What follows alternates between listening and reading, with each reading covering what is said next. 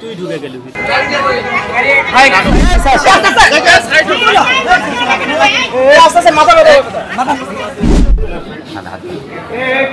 তোমরা কারণ নাই তোমার এখানে একটু থাকবো আর কিছুক্ষণ গল্প করলো যেটা সেটা আমার সাথে কিছুক্ষণ যেটুকু গল্প হয়েছে আমার সেটা হচ্ছে রিয়ামণিকে সে এখনও ভালোবাসে, রিয়ামণির তার প্রচুর কষ্ট আছে আর রিয়ামন তাকে কিছুদিন আগে অপমান করছে বা ওনার কাছে অনেকেই আসে ভাইরাল হয় আবার তাকে লাথি দিয়ে চলে। সকালে আমি যখন যা ডাকি তখন নেলাবেলা মানে কথায় ভালো। রিয়ামণিকে না পেয়ে ঘুমের ওষুধ খেয়ে হাসপাতালে জীবন মরণের সাথে লড়াই করতেছে হিরো আলম। তাছাড়াও ইতিমধ্যে অনেকেই বলতেছে হিরো আলম নাকি মারাও গিয়েছে। তো বন্ধুরা, হঠাৎ করে কি এমন হলো যে হিরো আলম এতটাই অসুস্থ হয়ে পড়লো, মানে তার শরীর পুরো কাজ করতেছে না। আর অন্যদিকে হিরো আলম রিয়ামণিকে যে ডিভোর্স দিয়েছে সেই রিয়ামণি আবার এসে হিরো আলমকে বুকে টেনে নিচ্ছে।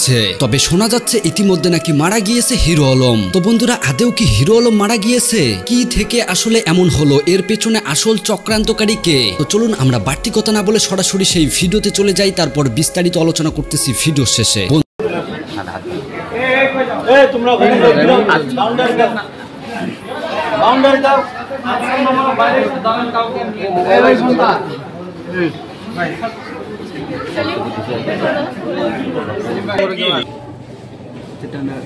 লোক দেন নেমে দেন না নেমে দেন পাঁচ বাউন্ডারি দাও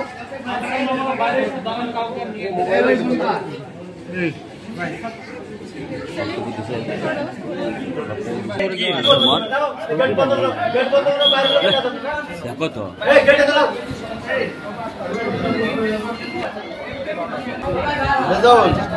হ্যাঁ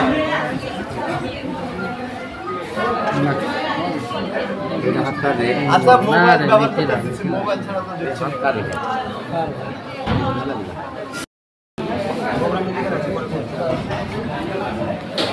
আতিক আতিক এই মোড় আছে জাংলার এই মোড়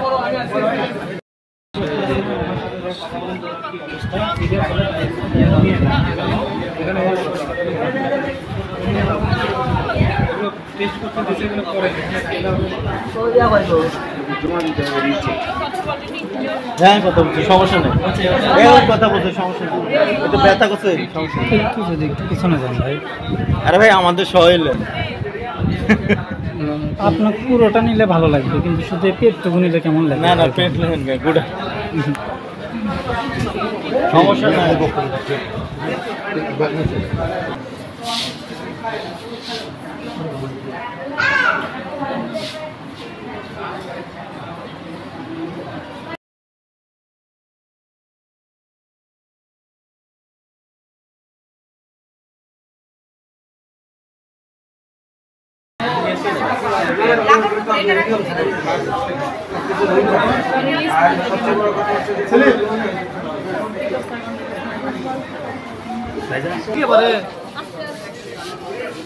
তুই ঢুকে গেলি ভিতরে। আসেন কিষান কিষান কিষান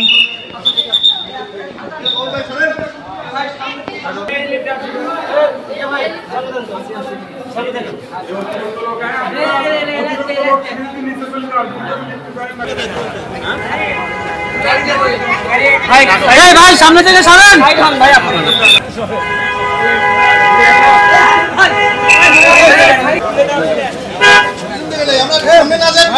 ভাই একটু পিছে থাকি না, জুম করে না সবাই, একটু পিছন থেকে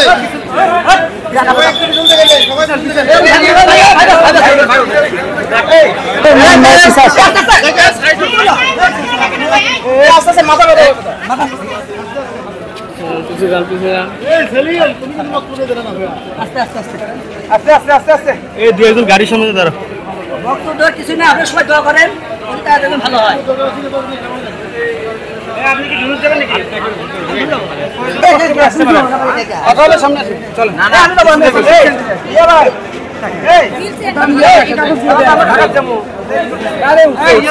আলম ভাই, আলম ভাই, আলম ভাই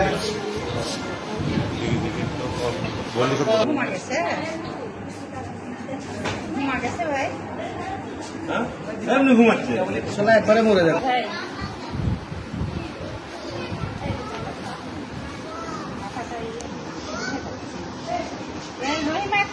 পেপার নিয়ে আসো তো।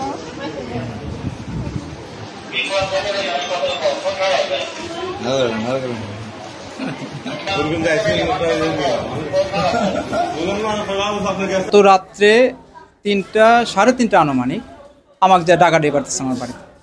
উঠে থেকে যে আলম, পরে আলমের ভিতর নিয়ে আসলাম যে কী বাবা তুমি রাতে আসলে, আমার তো কিছু জানালে না, ও তোমার এখানে কয়দিন থাকবো আর কি। কিছুক্ষণ গল্প করলো আমার সাথে, যেটা তো বললো যে আমার এখানে সবাই ভাড়াল হতে আসে, আমার সাথে ভাড়াল হয়ে যায়, যাওয়ার পথে আমাকে লাথি মারে, আমাকে কষ্ট দেয়, আমাকে বিভিন্ন আঘাত করে। এটা আমার খুব কষ্ট লাগে, ভালো লাগে নাই। তারপরে রিয়ামণিকে আমি এখনও প্রচণ্ড ভালোবাসি। তো সব কিছু মিলে আর কি অবশ্যই শেয়ার করছি আর কি।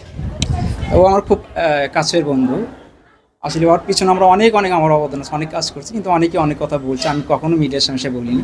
ও নিজে আমার পেজের মাধ্যমে অনেক প্রকাশ করছে আর কি।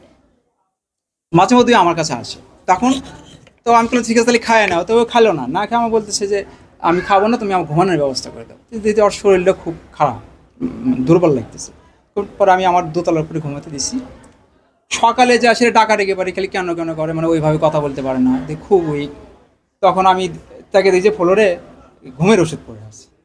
তখন আমি তাকে দ্রুত আমাদের ধনুটে হাসপাতালে নিয়ে আসে ভর্তি করাই। ওখানে কিছুক্ষণ ট্রিটমেন্ট হয়, হওয়ার পরে সে মোটামুটি কথা বলতে পারে। তখন উনি ডাক্তারকে বললো যে আমি প্রায় আনুমানিক 5-7টা 6টা এরকম ঘুমের ওষুধ খাচ্ছি। তখন ওরা বলে তাড়াতে আপনি জিয়া মেডিকেলে নিয়ে যান বগুড়া। তখন আমি যে জিয়া মেডিকেলে নিয়ে আসছি আজকে। আমার ট্যাবলেট খাচ্ছে শেরপুরে ধুনোটে। আমাকে তা ফোন দিয়েছিল, আমি ওই জন্য আসলাম। এসে দেখে মানে হাসপাতালে মোহাম্মদ আলী হাসপাতালে ভর্তি করছে।